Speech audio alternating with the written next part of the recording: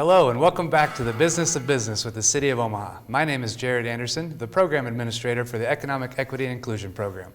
And I am Christian Espinosa, the Small and Emerging Business Program Administrator. Today our guest is from the City of Omaha Planning Department. We have asked her to join us to discuss the Section 3 program. Alyssa Silhacek is a city planner for the City of Omaha. She has served in this role since January 2020 and focuses primarily on the Section 3 program and on contract compliance. Prior to this, she worked as a city administrator for the city of Dakota City, Nebraska, and as a community planner for the Northeast Nebraska Economic Development District. She has a Bachelor of Arts degree in Political Science from Nebraska Wesleyan University and a Master of Public Affairs from Indiana University. Alyssa is originally from Pierce, Nebraska, and is a graduate of Pierce High School. Please welcome Alyssa to the show. Thanks for having me. Thank you. Hey, Alyssa, just to begin that, could you give us just a general overview about the Section 3 program? Sure. So the Section 3 program is a program that was created by HUD in 1968, and the idea with the Section 3 program is that when HUD invests grant funding in an area or a community, that those opportunities might be extended to the people or the businesses that are in that community already. So it's the idea of creating opportunities for lower income people specifically too. Okay. Could you tell everybody what HUD is?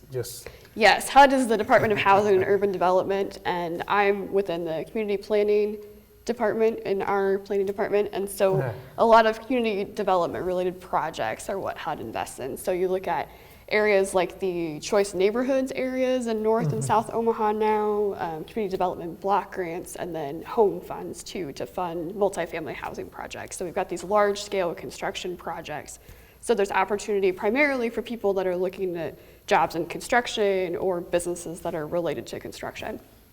So it's a federal program for the viewers out there if you're not aware. So this trickles down, the City of Omaha actually takes the federal funds, if I'm correct, and kind of manages the programs through that effort. Is that accurate? Yes, okay. Yes, that's correct. And we get a lot of comparisons. The Section 3 program is a federal program. We get a lot of comparisons to the SEB program, which is a local program. So that's how I like to compare the two. Right, perfect. So speaking of Section 3, what are the requirements or what is the role of the planning department and yourself play regarding the contracts for the city to kind of bring it back to that local flavor? Sure. So what we do is with the projects that we're administering, we look at the threshold requirements. So if the project itself is going to be over $200,000, then it's considered a Section 3 project. Okay. So there's a Section 3 component that's attached to that project when we take it out to bid.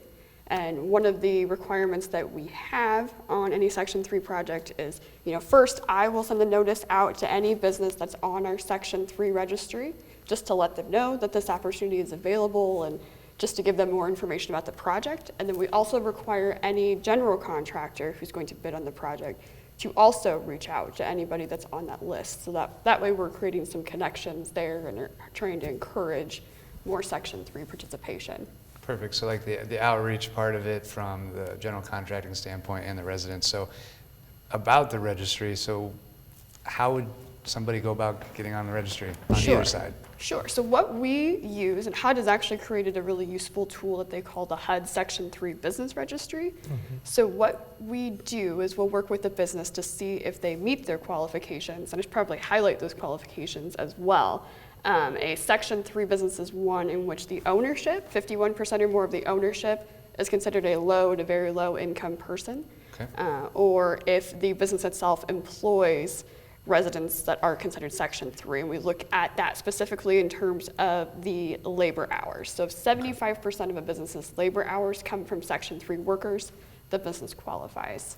So with the registry then, I'll meet with the business, we'll talk about the different qualifications, and if it's determined that they do meet the qualifications, then we'll ask the business to self-certify through the HUD Business Registry. Okay.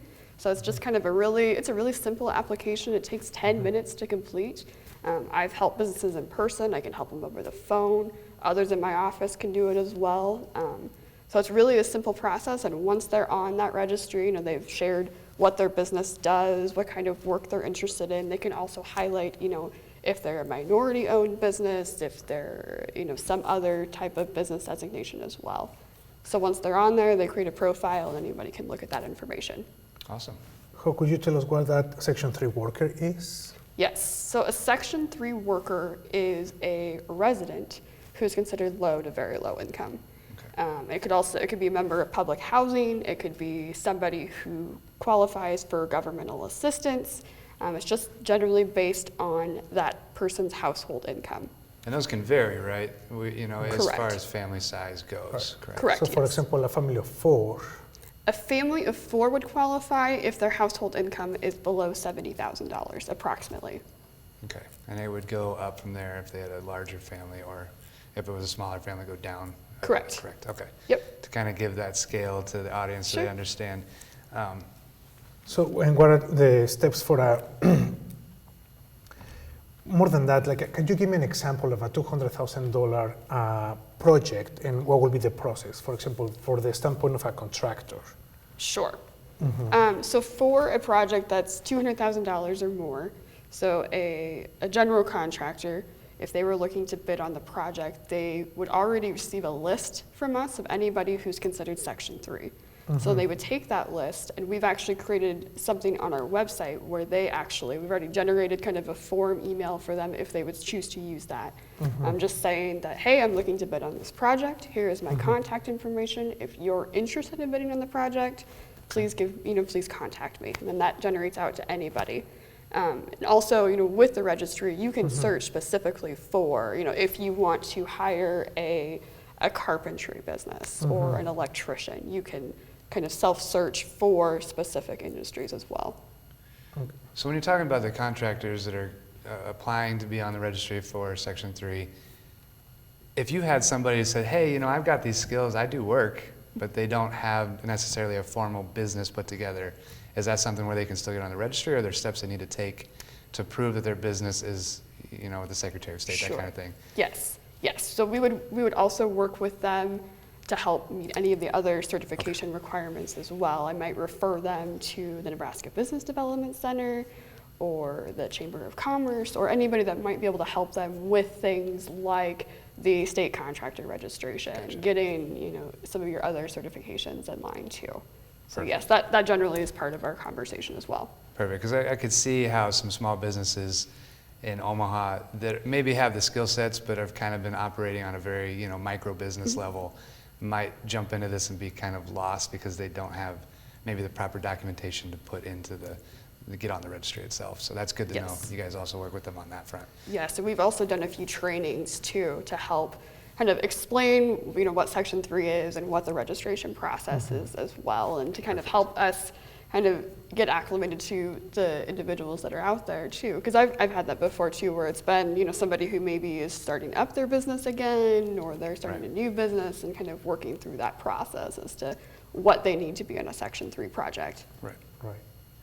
So going back again with the contractor, so the contractors or the general contractor, the $200,000 or above, it can be any contractor, or it has to be a contractor registered with Section 3? So the general contractor can be any contractor. It could also be a Section 3 contractor. Okay. What we see a lot is the general contractor is not Section 3, but they will contract with Section 3 businesses. Gotcha. The nice thing about the Section 3 program is that it does help smaller programs or smaller businesses kind of get familiar with what some of this large-scale contracting is like too. So there's some opportunity, I think, to create connections between maybe a large-scale general contractor that's been doing this kind of work for a long time and somebody that's just trained to get started. So. And what about if, so I'm the general contractor and I reach out to, I advertise the project and I don't get any bids, what happened then? You don't get any bids. Yeah, for the Section 3 companies. Sure, and that may happen. But generally, what we do with the Section 3 program is we're trying to create opportunities to the greatest extent feasible. So, in contacting businesses and making these opportunities available and, making the necessary steps to try and reach businesses, that meets the Section 3 requirement. And there, there's always opportunity for Section 3 businesses to be involved maybe at later stages. Maybe an existing subcontractor isn't able to fulfill the full contract, or maybe there's additional work that's needed. Then they could also refer back to that Section 3 list as well. Okay, and how, I guess how they report to you guys that they are using Section 3? How is that process? Sure. What we require at the end of every project, or if it's a multi-year project, at the end of every year, we have to report our Section 3 information directly to HUD. Okay. And so I will send a report, which every contractor gets a copy of that report in their contract as well. So the report will highlight the number of businesses contracted, the labor hours on the project, the value of the contracts. That way we are able to see, you know, the number of people hired. So that way we're able to see the opportunities that were created, and we can report that back to HUD. And is there a certain percentage or specific thresholds that have to be met in order for that to be Sure. accepted? Yes. Now HUD is kind of switching from tracking new hire information to looking at labor hours in general. Right. So what the new reporting requirements will be is that we're shooting for a target of 30% of the labor hours on a project should come from Section 3 residents, with Gotcha. you know, generally 25% from anybody within the community who qualifies, and then 5% specifically from the targeted area where the project is Where the taking project's place. at, okay. Yes. And I'm supposed that help with the economic development of the area where the projects are, right? Yes. So speaking of that, there is any projects coming up in Omaha about Section 3? Yes, and right now is a good time to talk about it too. But with the Choice Neighborhoods program, specifically in the North 30th Street area, we are seeing a lot of development. So there are going to be more opportunities, you know, this year and in the following years for businesses to contract. A lot of, you know, those projects are generally mixed-use, multifamily housing related projects, and so there's going to be some opportunities there in housing-related projects. There's also, you know, there'll be different projects that might, you know, occur in relation to this development too, that might also have some Section 3 opportunities, specifically, you know, maybe smaller scale projects, you know, whether it's rehab projects or just kind of some smaller projects too, where there might be additional opportunities for Section 3 businesses and Section 3 workers to get involved. So speaking of Christian's program, the small emerging business program that's local, and then we're talking about Section 3, kind of the federal, the higher, is it possible to be both? Yes. And Christian and I see that a lot. Yeah. So there's a good crossover. I just wanted to mention Yes. that. So if you have any small businesses that are seeing this or had questions and happen to catch this, and you're interested in that type of work, and maybe this is more geared to your specific skill sets when you're talking about like the residential rehab work and that kind of thing, definitely look into both, I would say. Right, and just so you know, Liz and myself, we are in constant communication. So when she gets that business, they go to the process. When I got the business, I go to the process, and we exchange information. So all the companies can be part of both programs that have different benefits and different requirements. Mine is a little bit more robust, and that one is an application on the website that it takes 10 minutes, you said? Yeah, it'd take about 10 minutes to complete. That's good. Right. Where have you, and you mentioned earlier you do some outreach. Are there a couple places that, you know, throughout the year that you're at consistently to help out, you know, in like a physical location with COVID and everything? Right. It might be harder to get people to want to come together. I know at one point it wasn't at the Highlander maybe that you were doing things. Correct me if Yes. I'm wrong. Yeah, we've done a lot of work out of the Highlander. You know, with COVID, it's been challenging, so a lot of what we've done has been remotely. Okay. We've had a couple of contractor-specific events for the North 30th Street area. The first one last April was originally planned to be in person, but got switched to like the Zoom-related functions, which we are all kind of accustomed to. So we do that. I'm also willing to meet with people in person too. I've met with people at our office. I've met, you know, in South Omaha. I've met at the library here in South Omaha as well. You know, so I'm willing to meet with businesses in different locations that are convenient to them. Perfect, perfect.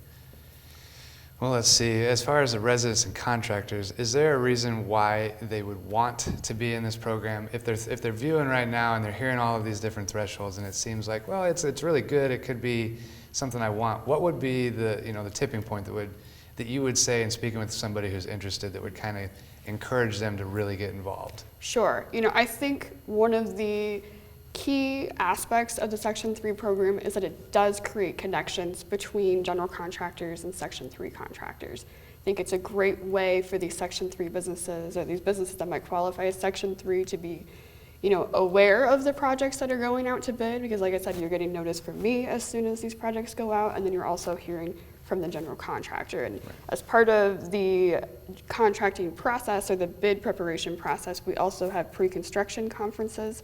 So again, there's another opportunity for Section 3 business owners to meet with other contractors as well and talk about, what might be needed to carry out the project. And I think sometimes, especially when you're talking about a federal program, a HUD Right. program like Section 3, I think people get a little bit intimidated because Right. you have these extra reporting requirements. And I think it just sounds, like I said, a little bit intimidating.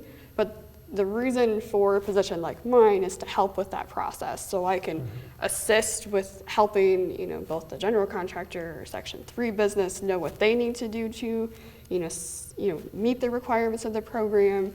I can also assist businesses with other requirements like Davis-Bacon, and then working with some of our other resources providers to help them get set up with their business as well. So there are plenty of resources available here in Omaha, and I think there are a lot of opportunities that would be available to Section 3 businesses. If I may add something, is so Section 3 is to help the economic development of the areas. So you are a contractor who live in an area and you want that area to grow and to expand and have better things. To thrive, yeah. To thrive, yeah. That is a perfect way to be involved, right? It's a win-win because you're involved in the community and you are actually getting some work done. So I think that's the beauty of this program, right? Because you are doing something for your community, at the same time you're getting paid for doing something for your community. So I think that is great. I think that's what we have right now. Yeah, absolutely. So kind of in summary, if you're interested in reaching out about Section 3, obviously Christian and Alyssa work together. We'll put Alyssa's information on the screen as well so that we can make sure that you guys have access to her. Or you can visit the planning website. You have your own specific page, correct? Yes, we do have a Section 3 webpage on the planning website. Perfect. So you can always do you do know that by too. heart? I think it's hcdplanning.cityofomaha/Section 3. Okay. But if you Google search for Omaha Planning Section 3, It'll come up. it'll And then pop what up. was your phone number if they wanted to reach out to you that way? Mine is 402-444-5150, and my extension is 2017. 2017. And one more thing, actually. You can find the PowerPoint presentations in the Section 3 website, and they are in 2 languages. That is in Spanish and in English there. Perfect. So whatever you need to, if you need more information or you want a snapshot of what is happening there, you can visit again the Section 3 webpage and go to the PowerPoint presentations. Anything else would you like to add? No, I appreciate you guys bringing me on today, and like I said, I'm looking forward to working with all of our businesses. Yeah, absolutely. It was great having you on today. It can be, like you said, a little intimidating sometimes when we're talking about subjects that are so detailed. So use those resources. Call Alyssa, call Christian. This does help out the community. It helps out the contractors, the small businesses. This is a great opportunity if you're looking for ways to grow your business as well. But as far as that goes, thank you for joining us, Alyssa. For the Human Rights and Relations Department, I'm Jared Anderson. And I am Christian Espinosa. And we just gave you the business of business with the City of Omaha. Thank you. Have a good one.